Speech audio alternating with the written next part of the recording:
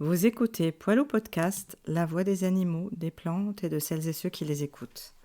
Poil Hebdo à voix haute, épisode du jour. L'histoire du châtaignier et du sanglier.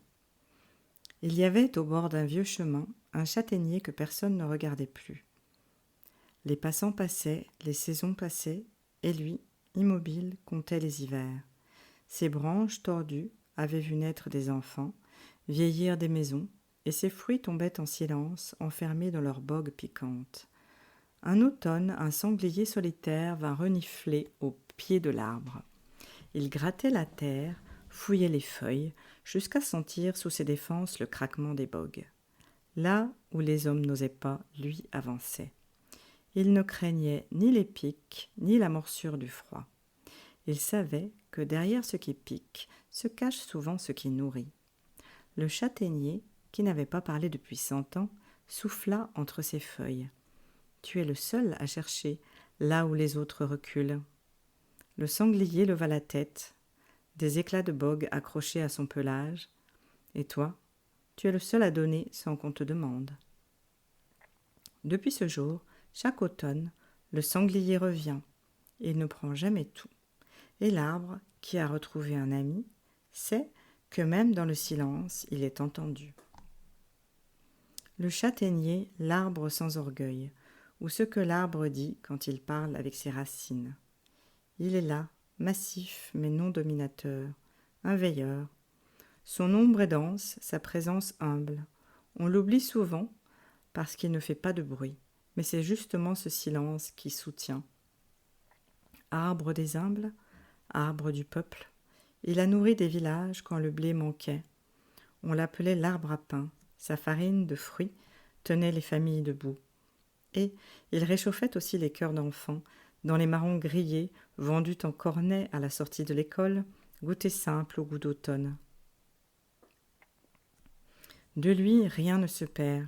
Ses fruits rassasient, ses feuilles soignent, ses bourgeons drainent, ses bogues brûlent. Et son bois, riche en tanins, construit depuis des siècles les charpentes, les chevrons, portant les toits au-dessus des familles. Le châtaignier soutient les ventres, les corps et les maisons. Il nourrit, il soigne, il protège.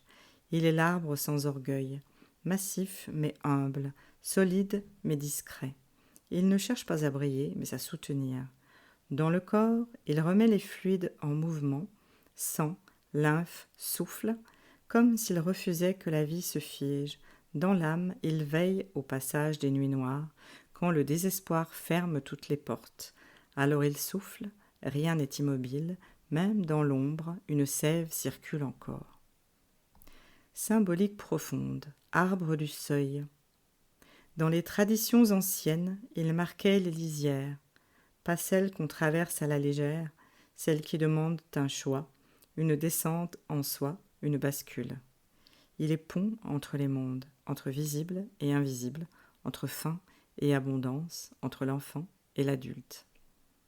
Le châtaignier, gardien du feu intérieur.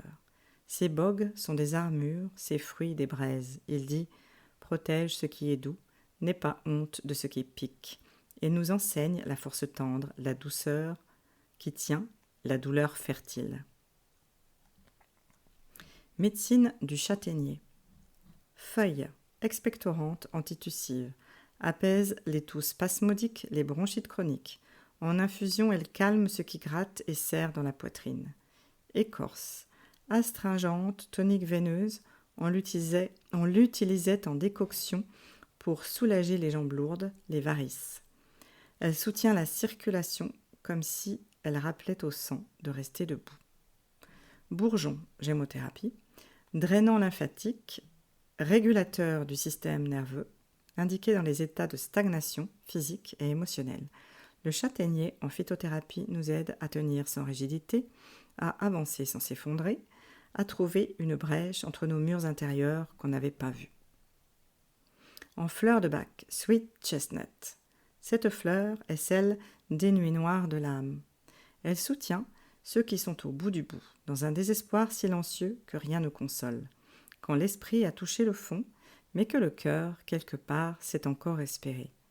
Sweet chestnut dit tu peux traverser. Il y a une lumière, mais elle ne vient pas d'ailleurs. Elle est en toi, enfouie, intacte.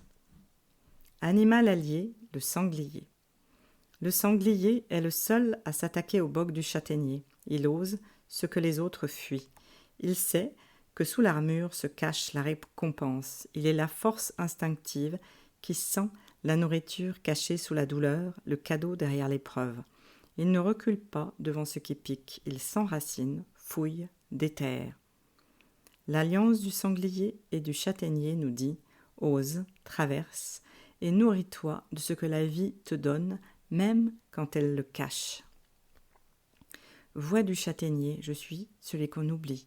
On me coupe pour faire des meubles, on me remercie à peine pour mes fruits, mais je ne suis pas là pour qu'on me célèbre. J'ai vu des générations se réchauffer grâce à moi, j'ai nourri les ventres et les cœurs, j'ai tenu debout quand tout s'effondrait. Je suis silence, mais ce silence est solide, tu peux t'y adosser. Rituel d'automne. Renouer avec le soutien discret du vivant. Trouver une châtaigne tombée, sans bogue. La déposer sur une pierre. Poser la main sur le cœur et dire doucement « Toi qui fus peint dans la disette, toi qui soutiens sans te montrer, apprends-moi à tenir, non par force, mais par enracinement. » Puis, garder la châtaigne avec soi, dans une poche ou un petit tissu, comme une amulette de traversée.